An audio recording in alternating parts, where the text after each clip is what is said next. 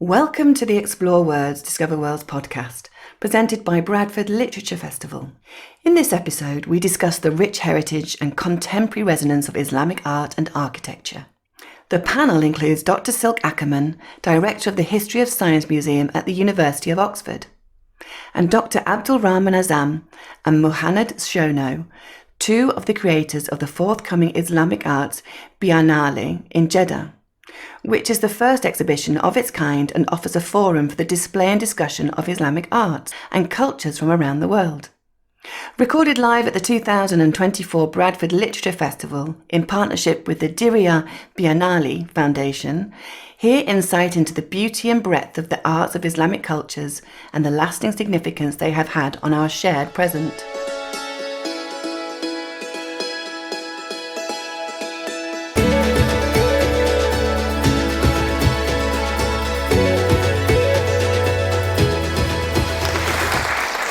Hello everyone, thank you all for joining. Today's session, just before I go into introductions, just in terms of a bit of a prelude, we'll be discussing Islamic art. And today is an opportunity with this esteemed panel to discuss exactly what Islamic art is, why it's significant, but in particular we're wanting to discuss Islamic art through the lens of the Islamic Arts Biennale. And before I introduce the Biennale, I would, just out of curiosity, ask the audience here, who here has heard of the Islamic Arts Biennale before today? Just by a raise of hands. Okay, interesting. So just as a very quick introduction to what the Islamic Arts Biennale is, it's organized by the Diriyah Biennale Foundation. This is a dedicated foundation established by the Ministry of Culture in Saudi Arabia. And it takes place every 2 years. In 2023 was the inaugural edition. It was the first ever Islamic Arts Biennale. And remarkably, 600,000 people attended. It far exceeded any expectations in terms of the number of visitors. As you can see from the image, it's held within the Aga Khan award-winning Hajj terminal. So this is the Hajj terminal at Jeddah airport. Now, of course, the terminal is still active. This is just a small section of the terminal dedicated towards the Biennale. Although I say small, it's actually 110,000 square feet. So it's still incredibly huge, despite it only being small in the context of the entire terminal. And the Biennale offers an opportunity for Islamic art to represent the global and cultural diversity of the Muslim world. So we will dive into this in far more detail, but at first I'd like to introduce the esteemed panel that we have with us today.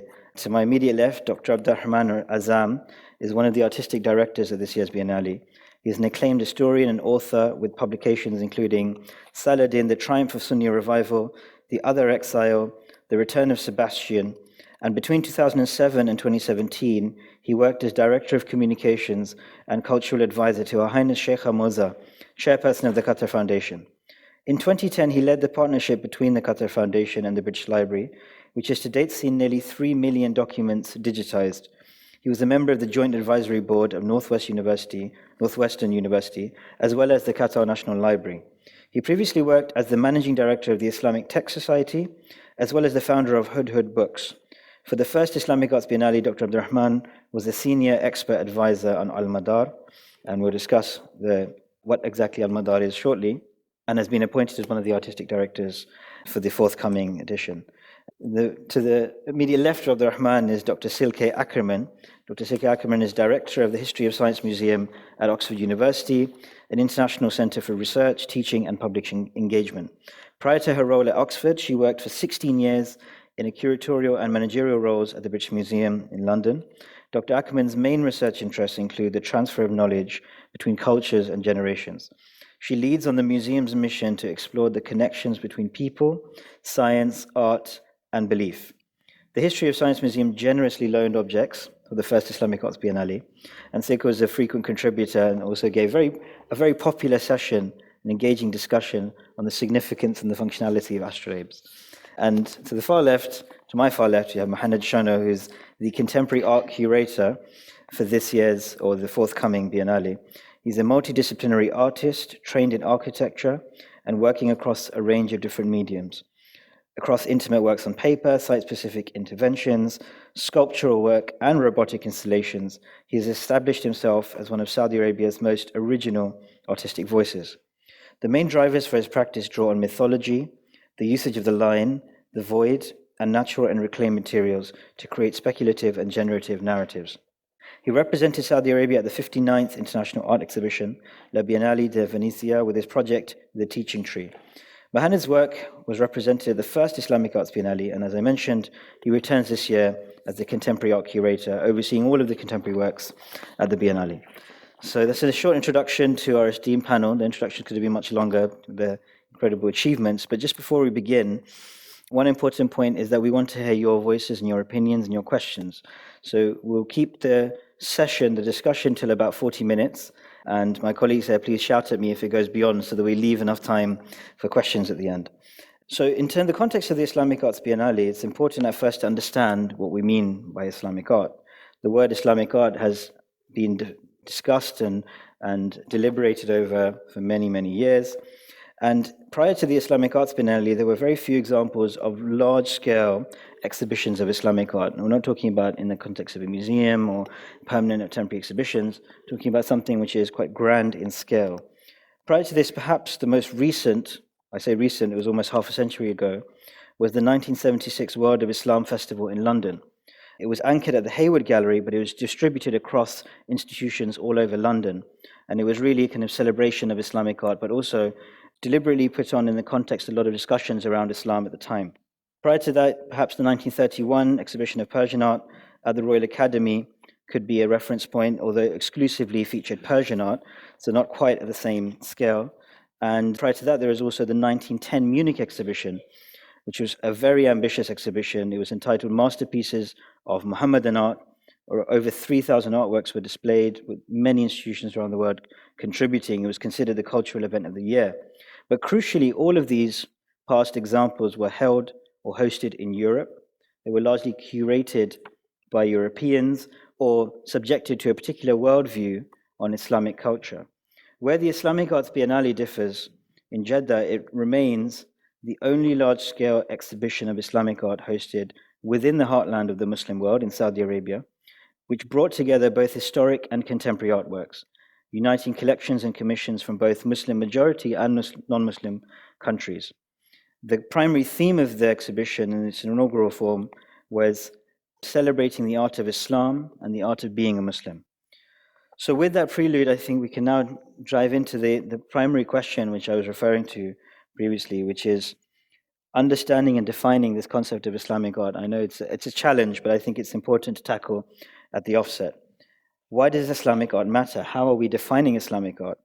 And how does it play in our understanding of Islamic culture in its global impact? If I could start, Dr. Abdulrahman. Well, it's not an easy question to answer. First of all, thank you so much. And as Rizwan mentioned, I'm very honored to have been appointed one of the artistic directors. There are 3 artistic directors, Dr. Julian Raby, Amin Jafar, myself, and Muhannad, of course, who's handling the contemporary. And of course, it would be greatly amiss for me to say that today we're very lucky because we have with us one of our advisory committee, Venetia Porter, who's been very wonderful in helping advise us. To answer your question briefly is to say that my background is a historian. So when I was asked to be the artistic director, I was quite surprised because I've never curated anything in my life. But then the argument was that they wanted people to examine precisely this question. What is it, Islamic art? What is Islamic culture? How do you define it? To attempt a brief explanation, and then we can perhaps delve into it in more depth, I would say that it's a manifestation, it's a celebration of Islamic culture. And the word Islamic here to me can be interpreted in 2 different ways. Islamic in the sense of that it is part of a sacred and divine manifestation, a transcendence. So anything to do with that is really the individual's attempt to understand the divine, to partake of the divine. And that is why many of the objects that actually will be at the Biennale and, Islamic art objects are embodied with a lot of blessing as well, because they are part of the ritual. So if we look at an amazing prayer rug or a rosary bead, these have been over the centuries been actually practiced. So there is a wonderful dynamic that takes place between a piece of art which is labeled Islamic because it has that spiritual dimension. On the other hand, and something else we can explore, when I think of Islamic, of course, we talk about the diversity of Islam. So here, there is a kind of assumption that Islamic art is the art that comes out of the Arab world. Far from it. We all know that the Islamic world is incredible in its diversity. So are we talking about the manifestations of culture and art as in West Africa or in the Far East? How indigenous is it? What was the interpretation? Things that we have become accustomed to assuming are Islamic art may not appear as Islamic art, but that does not mean that they're not Islamic art because they are driven by the same principles, but the manifestation may look different. So diversity of Islam is a critically important question that I'm sure we'll be talking about, and how far this diversity is actually held together by a sacred unity of principle. Absolutely, and I think that's really important. You mentioned that diversity aspect. It's not perhaps categorized as purely Arab culture or Arabic in particular. It's synonymous, of course, with Islam. And the Biennale tried to represent that, of course. We works from China to Spain and everywhere in between. But we'll come on to specific examples shortly. So, okay, if I can pass the question over to you. I know you've grappled with this question, both in terms of Islamic science, Islamic arts. I'd love your perspective on this and how you're defining it in this context. Well, thank you. And it's, of course, very difficult to follow such a brilliant answer from you, Abdulrahman. For me, art in general is humans' response to creation, to the beauty out there, to the challenges we face, to making sense of what's around us, to making sense of who we are and where we are and what we are doing. So it is a lot more than, forgive me, pretty objects, which is one of the driver behind many of the previous exhibitions, that they are wonderfully beautiful objects to look at. They are like something you admire from the outside, but there was no opportunity to engage deeply with the drivers behind creating this artwork. So I would also advocate to use the word art far more widely in the terms of a skilled response to something. So I would never divide between or distinguish between art and science, because that is a very modern and very recent introduction. In the past, it was all part of the same thing. The word science is a very modern word. But also what is so beautiful about the Islamic Art Biennale is that it literally introduces or reintroduces Islam back into Islamic art. Faith, the driver, belief. What is it about? What is so special here, which is different from just a beautiful piece in a showcase? Thank you, Silke. And we'll come back to this question on the links with Islam, art and science rather, shortly, because I'm keen to get your thoughts on this. Muhannad, turning to you, and I think one of the key things with the Biennale was the ability for this conversation to happen between both historic objects and contemporary artworks that were commissioned or loaned for the Biennale. I'd love your perspective on thinking of Islamic art in the current day, how it's interpreted, defined in the kind of realm of spirituality, and particularly with it perhaps in the context of Saudi Arabia as an artist yourself. The uniqueness of this Biennale that's bringing together historical objects of the past with contemporary concerns, the question of what is Islamic art. I think the selection of the contemporary artists is going to show that it's not going to be your classical, traditional approach to what we think Islamic art is, whatever that means.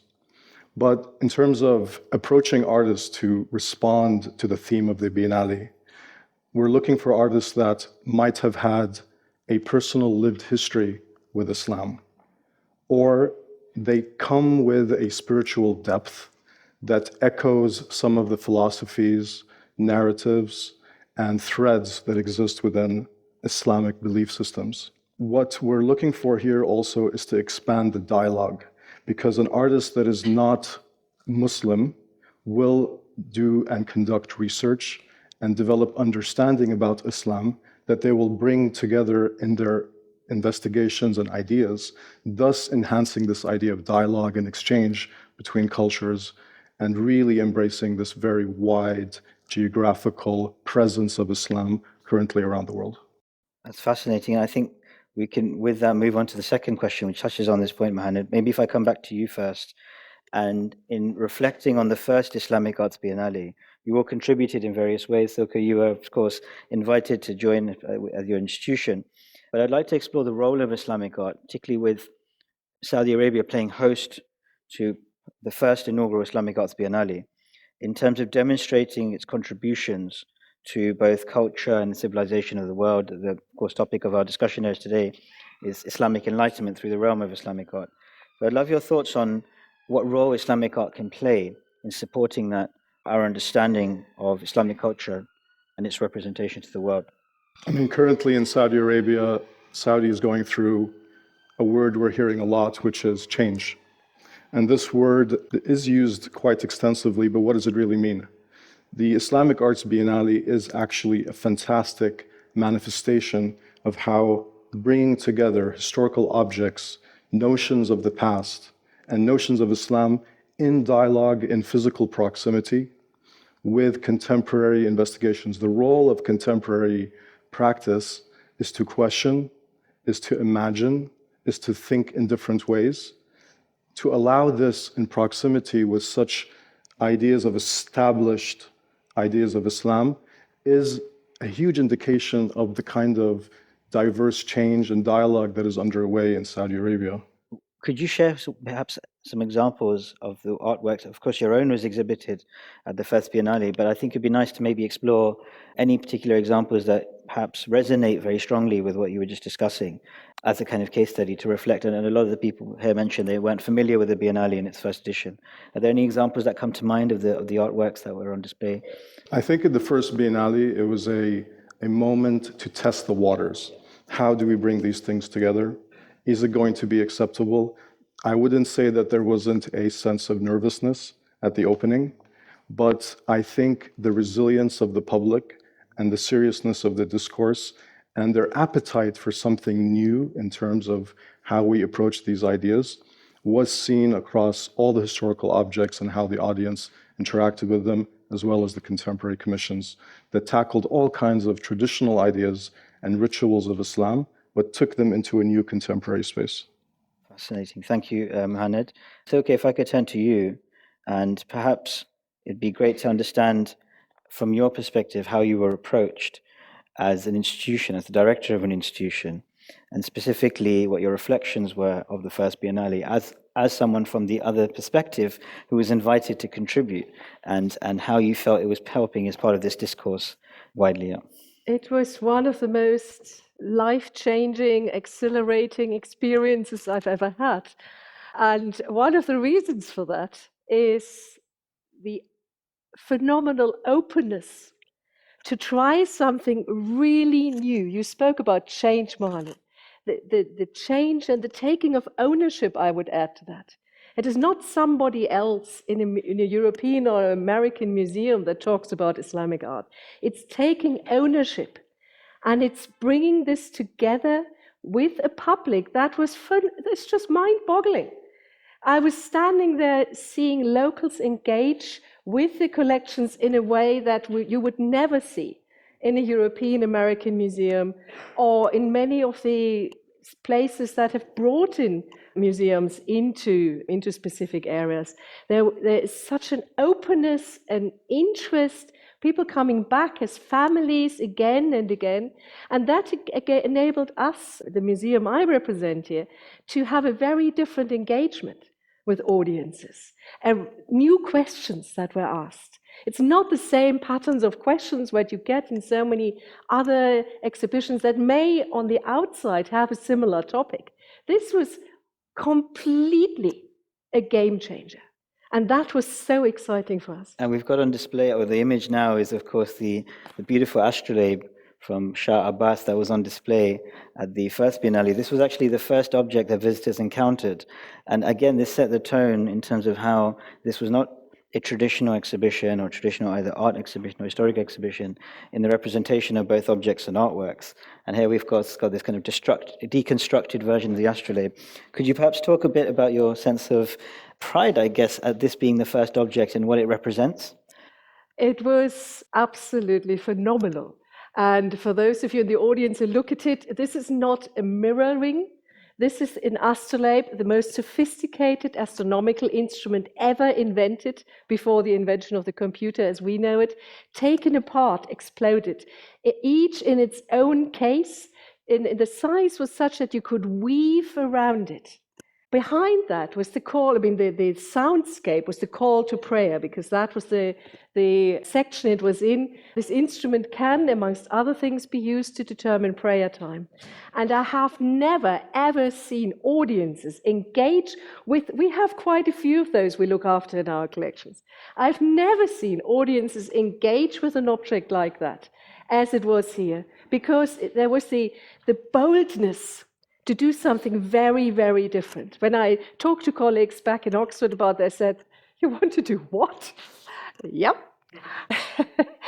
So bringing it back also into a spiritual context.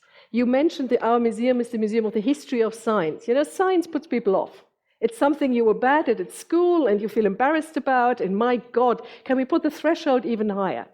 So is this science, I ask you, or is this art? Or is this belief because it enables you to do your duty as a Muslim? And I would advocate it is all of this. It is all of this. And that is where the point of contributing to world culture is always something which rubs me up slightly the wrong way. This isn't contributing to world culture. This is world culture, okay? Every single person in this room is world culture. Everything you do, every artwork you create, everything you do with your children becomes automatically part of world culture.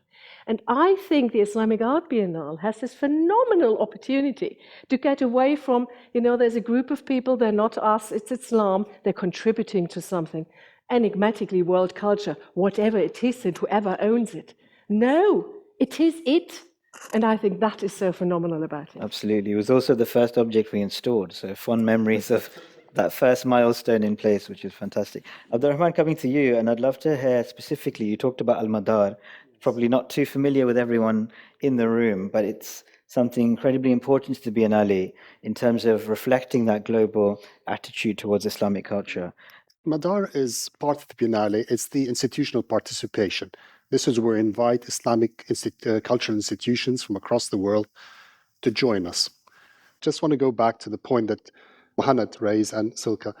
The most striking thing, what the Biennale is not about, it is not about Saudi Arabia propagating its view of Islam. If it were, I wouldn't have touched it. And what Muhannad is saying is remarkably perceptive and intelligent.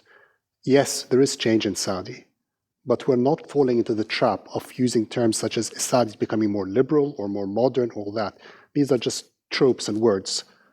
The change is profound. It's on a very, very profound level on every single level, societal, economic, intellectual, political, ideological. There's a deep well that Saudi Arabia is drawing from and which is now enriching the world.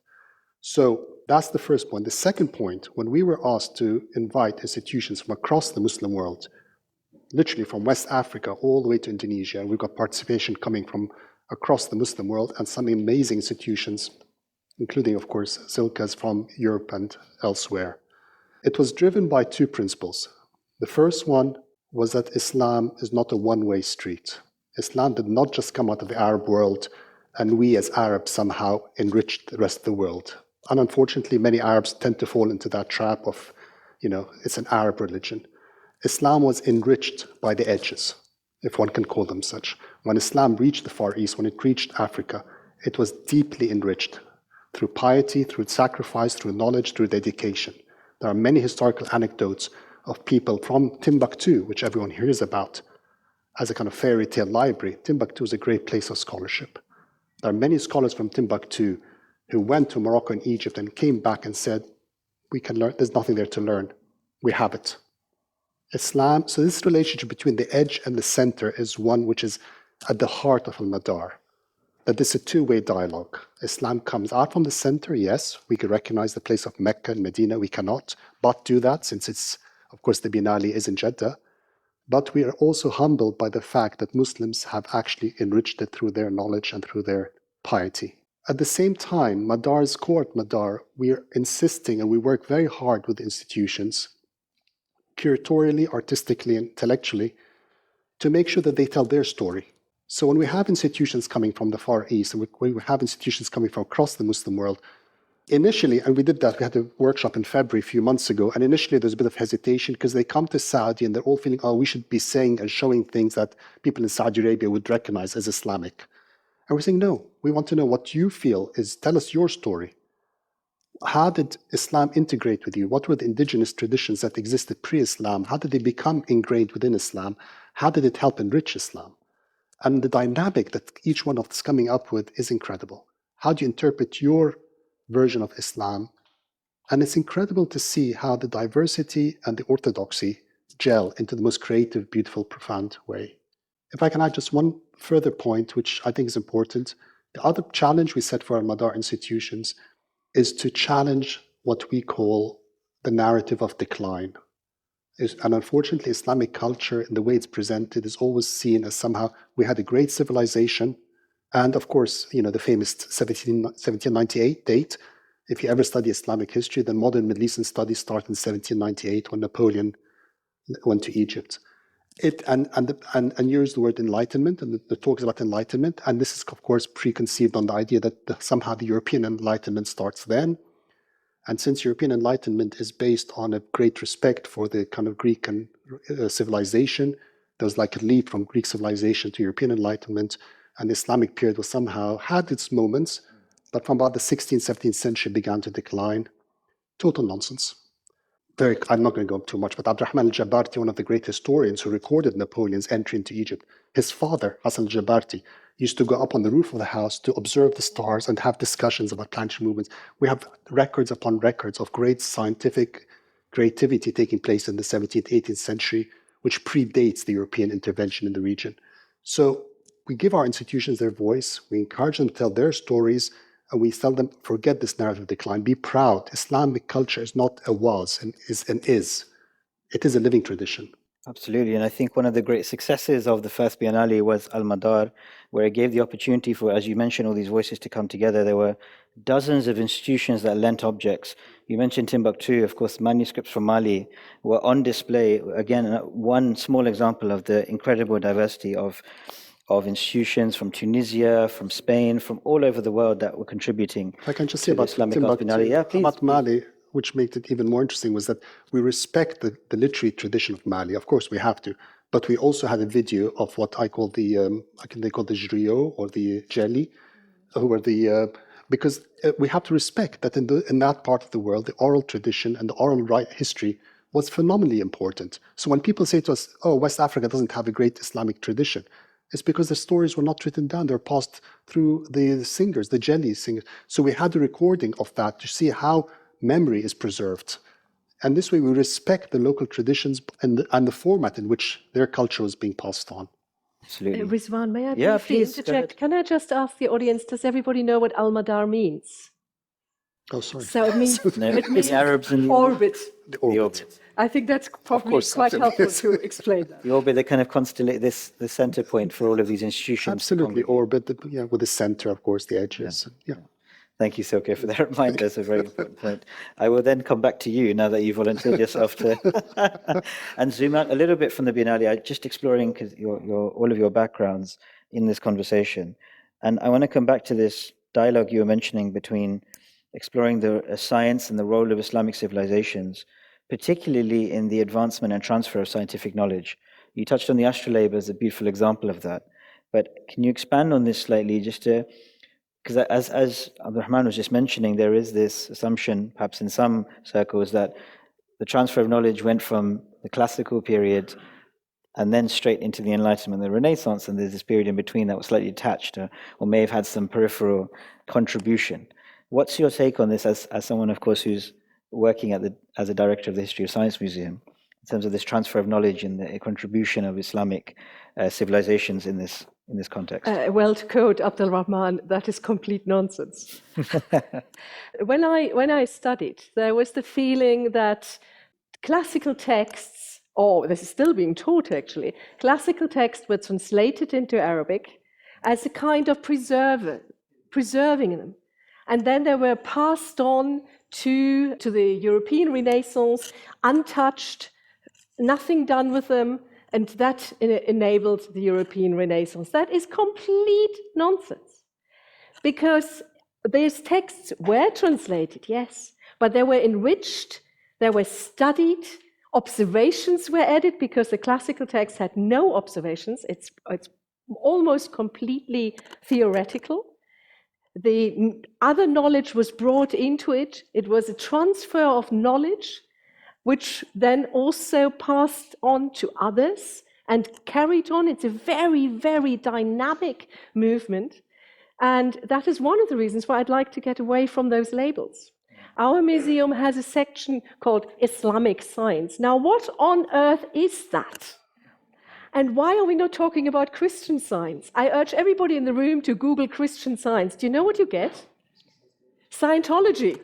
Okay? So, why are we saying there is a thing such as Islamic science, but there isn't Christian science? The calendar we all use on a daily basis, the calendar which brought us here to whatever today is, the 29th of June, I believe, 2024, that was introduced by Pope Gregory in 1582 for one reason only, to get Easter right.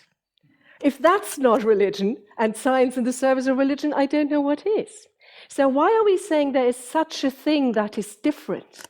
I would much rather look at it from what are the common questions that we're all facing and that are being answered in different ways, at different places, at different times, but they're the same questions.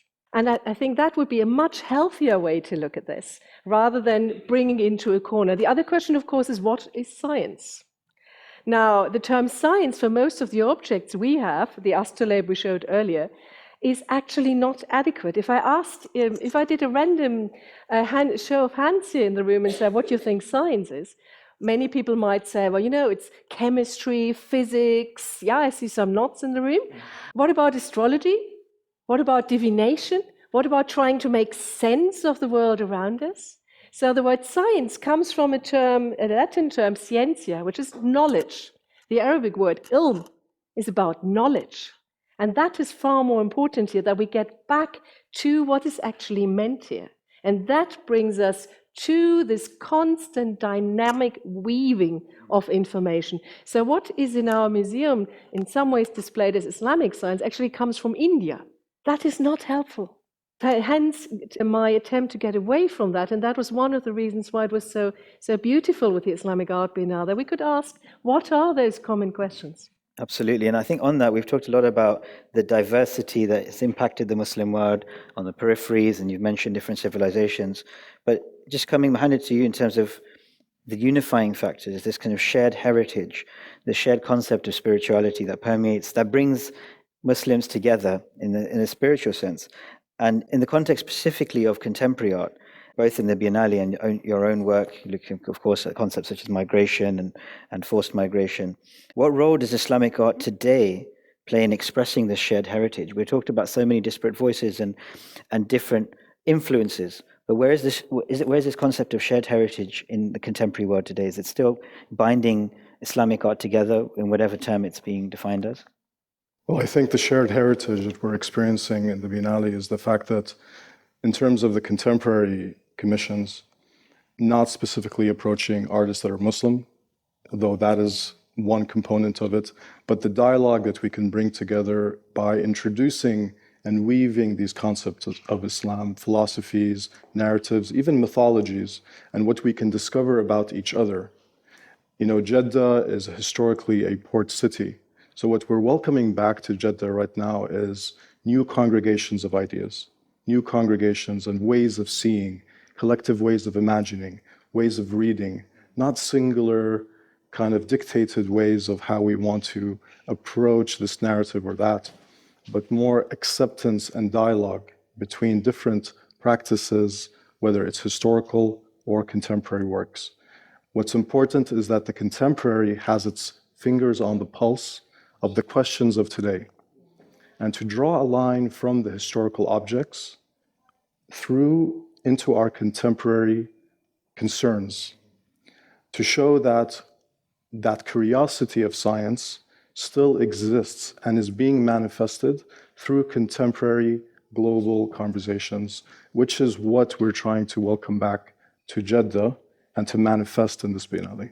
Absolutely, and I think that's a a key point in the finger and the pulse in the context of Saudi Arabia, which is often not perceived to be a place where the contemporary concerns are being dealt with and so on. So I think that's an incredibly important point.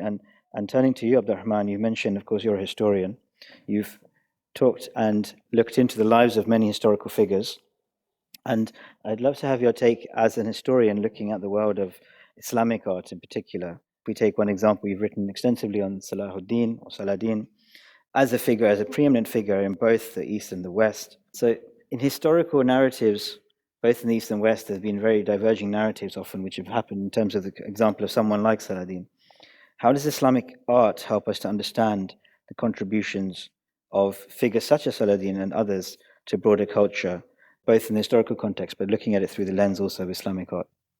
It's a difficult one because for the simple reason that the more time you study and write history, the less you know, and the less you know about the personality. You think you start off with great intentions of writing a biography, and by the end of it, you really know so little about the person. Salahuddin, especially since he's such a mythical figure. I would say that, and this is a very subjective answer, that what strikes me about a period like Salahuddin's period, or the medieval history or Middle Ages, is that to the modern mind, which is largely a secular mind, we live in a secular age, and although many of us may be religious, we still live very much in a secular mindset. We cannot conceive of how deeply religious and how deeply traditional societies and life was there. That the idea of death, which was something which was very much at the preeminent in the minds of most people. People lived, of course, died much younger than us. The idea that from the moment you're born to the moment you die, everything in your life, through society, education, whatever you did, was actually within a spiritual framework. And this applied as much to the Islamic world as, of course, to the Christian world, where religion was so deeply ingrained in your mindset.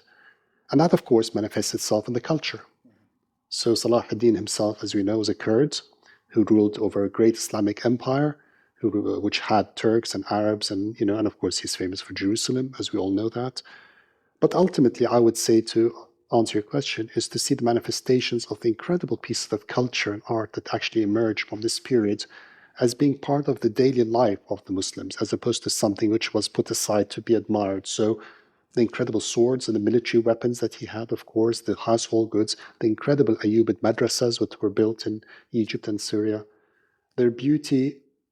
And here it comes back to maybe a point Silke alluded to, which is that the functionality and the beauty are not separate.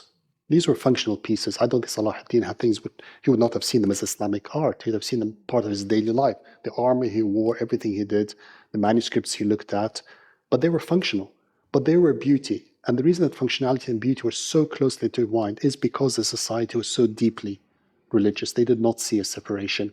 I think it's a secular concept that we probably separate the two. That's my sort of attempt at answering this question, but it's a complex one. Absolutely. I've given a few complex questions. Maybe we turn back to the Biennale, and I think it'd be good to reflect as we move towards the next Biennale, which will be hosted in 2025. As I mentioned, over 500,000 people attended the first edition. This is an example of an image. This is an image from Gallery 3, I believe, where again you can see in the background these incredible, huge Timurid Qurans that were on display for the first time, I believe, from Medina. They were from the endowment libraries in Medina. A number of endowments which were sent over time historically by rulers were sent to this library. And again, the Biennale had the ability to display things from the Holy Lands, Mecca and Medina, that had never been displayed outside of the Holy Land, in conversation with contemporary artworks. But I want to bring it back to the venue, and specifically we talked a bit about the Hajj terminal and the significance of Jeddah. Muhannad, you touched on this as being a port city and the historical legacy of that. If I could come back to you first on this. What is the significance of the Hajj terminal specifically as the venue of the Biennale in the context of all the discussions we've been having so far? I think it really manifests what the spirit of the Biennale is. A place of congregation, of coming together of people of the world, but also, what we experienced in the last edition or the first edition was that a lot of the people who visited were actually on their way for pilgrimage or Umrah. And then they became part of this journey of introduction or reorientation, if you will, of this experience that they were undertaking. So the content, though it was not part of their intention, let's say, a niyyah to attend a Islamic Arts Biennale, but it became part of the experience that helped shape this dialogue. So this canopy, which houses this place of meeting where people would come from around the world to this port city, becomes a living embodiment of its purpose, but reimagined. And just looking at this image, I wonder if Muhannad, you could touch briefly on when we look at the layout of the Biennale, the outdoor space was reserved for all of these contemporary artworks, often larger in scale. Could you talk a bit about how that was arranged, or the intention behind the ability for having these artworks out underneath the canopies? So the Biennale has several purpose-built indoor spaces that host Gallery 1 and 2, which is the Bidaya, but also Al Madar in 3 and 4. And also we have a new component coming and several other indoor dedicated pavilions to historical objects in dialogue, in sequence with contemporary commissions. The outdoor space becomes its own kind of living entity or space. For the next edition, it will have its own theme that flows from the wider theme of the Biennale, which we can't talk about Don't reveal yet. I'm not allowed to. You all signed NDAs, we could probably say it. So this outdoor space becomes its own manifestation, which we want to explore in a unique way. And we're very excited to reveal that. Yeah, well, we can talk about Al-Musalla, which will be outside, Yes. which has been released. So I don't know if you want to touch very briefly on that as we... For the next edition, much like the idea of certain pavilions, like the Serpentine Pavilion, for example, here, a prayer pavilion has been, conducted as a prize, as a competition between different architects, responding to this idea of a contemporary musalla or prayer space that will be revealed in the next edition, but then exist beyond the edition and have its own permanent place somewhere in the city. Excellent, thank you.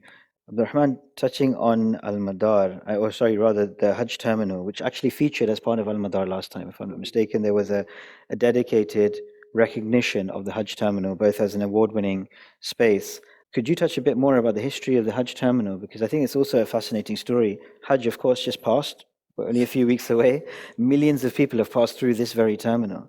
So the story and the significance of this space has an added consequence to the context of the Biennale. But if you could touch on that also.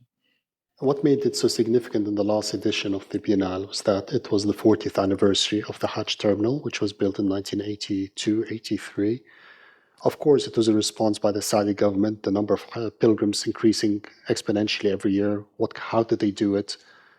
And they appointed eventually after a long time, an American-US architectural firm, SOM, who actually spent a long time trying to build it and trying to air condition the whole thing, which was completely unfeasible. And after a period of time, there was a Bangladeshi-American architect, a man called Fazlur Khan, who came up with this idea of a canopy tent, which did not require air conditioning. We had these Teflon things which kept the cool air in. And I urge you all to go to it. It's something which is quite unique because I think Muhannad would also admit the Saudis do not use it because the Saudis don't go to the Hajj terminal. It's actually for the non-Saudis. And it's only used 1 month every year. So 11 months a year, it's not used. It's quite a unique thing to come to it. And I promise you, please come and see it. It is incredible, the space, how cool it is, how incredible it is. Now, Fazlur Khan worked extremely hard at this SOM. They won the Aga Khan Award of Architecture. And as it happened, he unfortunately passed away a few months in 1983, just after the building had been completed. He never actually saw his legacy. And yet every time I go, I always think of him because this is a man who, through his sheer brilliance, built something for which millions upon millions of Muslims have benefited. So sometimes you do something and you don't see the benefit yourself, but you leave a legacy behind. So please try to come and see it. It's honestly, it's just something else. I really applaud whoever decided to make the Biennale at the Hajj terminal. It's an inspired location. It really is. It really is unbelievable. I'm conscious of time, so okay, we're going to come to you very quickly and then we'll wrap up because I believe we have 15 minutes left and I want to leave time for questions. So. As a museum person, what made it so different was that the moment you stepped into it, it was an immersive experience. It was not something where you went into a room and you went from A to B and then you went out again. You were part of a place that was part of probably one of the most important journeys that many people will ever undertake.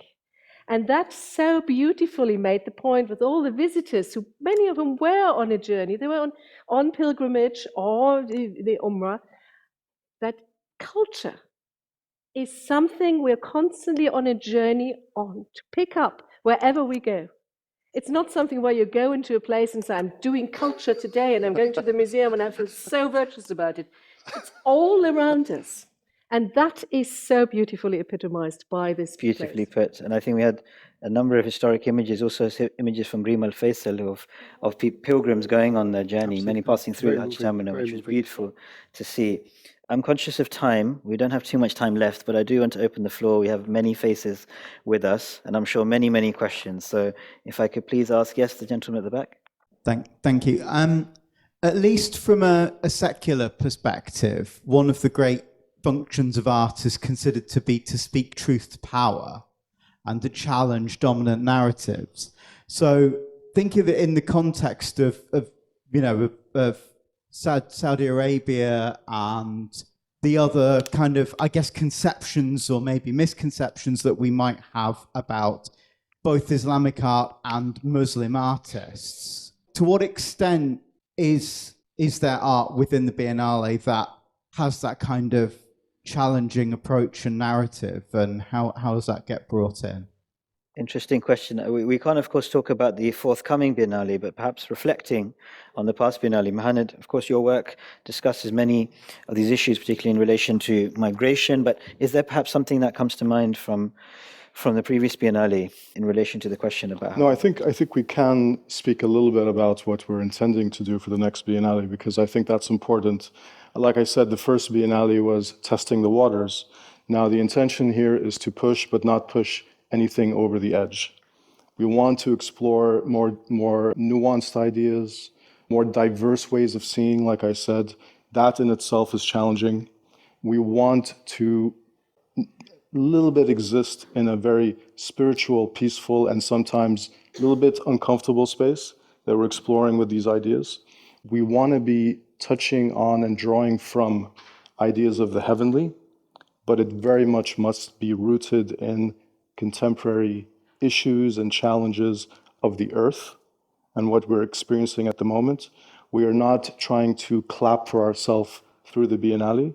We are trying to have a dialogue, and it's important to change stereotypes and misconceptions, is to face them face on, head on bravely, and hopefully talk about bigger and more important things. Thank you, Muhannad. Any other points on the panel? Otherwise, if we have any more questions, yes, I think there are a few. Yes, please. Go ahead. Thank you so much. This was such an incredible conversation. I come from the film industry, and I don't know how much you all work with film or television, but we've been doing a lot in America and in Los Angeles specifically with Muslim artists that are exploring Islam and Muslim representation in film and television. An example would be Miss Marvel, but there's lots of other kind of projects like that. And there's kind of two themes that I would pull out and to hear your thoughts on. The first is speaking more from a contemporary perspective, but much of the kind of contemporary art, like when you talk about popular culture, is pretty anti-religion or pretty critical of religion, just generally speaking. And Islam, there is a very strong kind of perception of Islam being a source of violence, right? And so for folks who are operating within kind of contemporary popular art and culture, that is something that you're in conversation with, because in cultural kind of conversation, you're responding to something that already exists, right? And so that is one thing that a lot of Muslim artists are struggling with, is like, how do you kind of talk about Islam outside of that like violent kind of framework, but also staying, in conversation with kind of what's happening in popular culture. And then the second piece is there is still a lot of, I think, fraught feeling around even the expression of religion by Muslim artists and like their own practice and their own relationship to faith. And so that is something I'd also just love to learn a little bit more. As somebody who, finds a lot of solace in my faith, like I will say a lot of the contemporary artists that I've worked with have a very complicated relationship to their identity as a Muslim. And so how do you kind of explore that, and how art can be kind of a space for that as well? Thank you very much. So if I could just briefly paraphrase, there are two aspects that you've discussed. One, of course, is the association with violence in Islam, and the second is expressing actually a religious identity within Islam. Abdulrahman, perhaps if I could turn to you in terms of that, I guess more of a discussion point, less than maybe a question, of misrepresentations. I think it's more about mischaracterizations and also expressions of pride within artworks or within expressions of Islamic identity, and how we can navigate that in the context of the conversation. I would just simply say that these struggles that the artists are going through, of course, are a product of the modern world and the way we live at the moment and the way Islam is portrayed. But I'd also say that throughout Islamic history, the same struggles have taken place. It's just that they were not articulated in a certain way. But I promise you, what we see as classical Islamic thinkers and writers, when you delve deep enough, they themselves struggled with the same issues. It's just that we're not setting the narrative. The narrative is being set somewhere else, and so we are somehow passive. So that an artist struggles with their identity, with their way they express their creativity, with their faith, without their faith, is something which I think, has been eternal in Islamic history. And what I find is so fascinating about the Biennale is that we are putting historical objects and contemporary objects together, and refusing to accept that there's a line between the two. And through that, and allowing the objects to speak, you do see a much more nuanced view of things, that in fact some of things that you think are modern are actually not modern at all. They've been debated for centuries and so forth. I think that's probably the comment I'd make now. I just want to build on that by saying, not starting these commissions and these conversations from a point of, ceding the floor of the narrative, and not feeling like we need to justify our position and our perspective, and kind of feeling a bit of pride in our lens and our perspective and how we see things. And I think that's very much on the mind of every conversation I'm having with a contemporary artist, is to really think of things through our perspective and leading and not being passive. If I could just quickly, I'm sorry, Silke, we talk about modern artists and the fact that they may be struggling with their religion, but we don't know the people who did those astrolabes. They may have struggled with their religion. We simply don't know. So I think you need to look at it in a much more holistic sense. That, it actually doesn't matter what the artist believes in. What matters is the creativity and the beauty that's actually comes out, and the society that actually produces this beautiful culture. I think that's more interesting than whether the person, the individual, had an existential angst or not. But I think this is where the Biennale, we're setting being different positioned, parameters. We're setting absolutely, positioned within Saudi Arabia, has the ability to present it in a different way. I'm conscious of time. We've got time for one more question. I think the gentleman at the back had his hand up first. I run an architectural practice in Manchester, so listening to where you described, the terminal as an immersive experience for culture. Architecture is an immersive experience of culture, and for Muslims, and we see this in the Middle East now, is that the home is the most immersive cultural experience for everybody. It's where you walk into a Muslim home and it's the expression of their culture.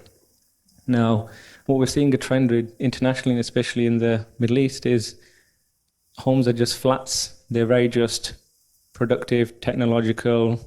The flat in London, Rio de Janeiro, Middle East is just the same box.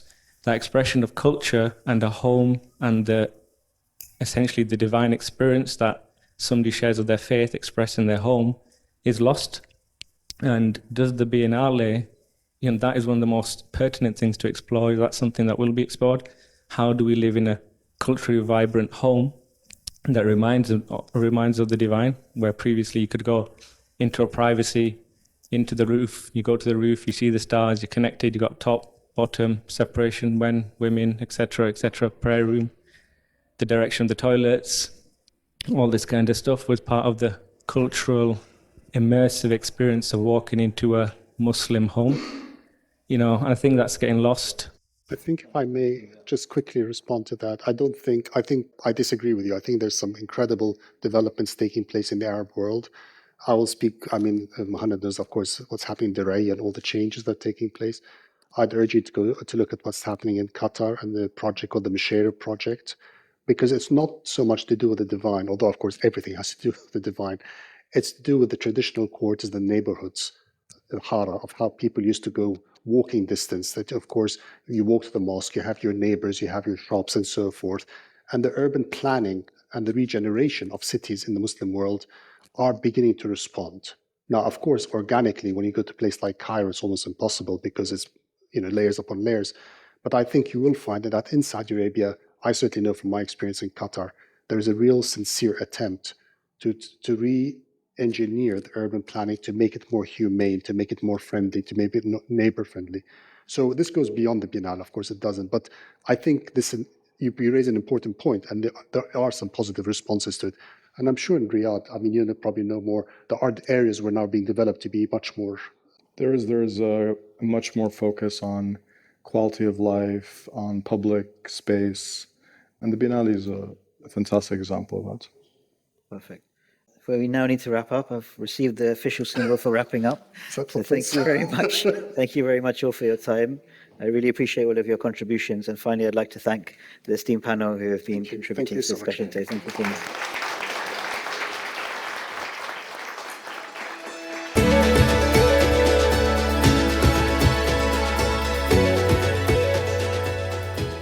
Thank you for joining us for this episode of the Explore Words, Discover Worlds podcast, presented by Bradford Literature Festival.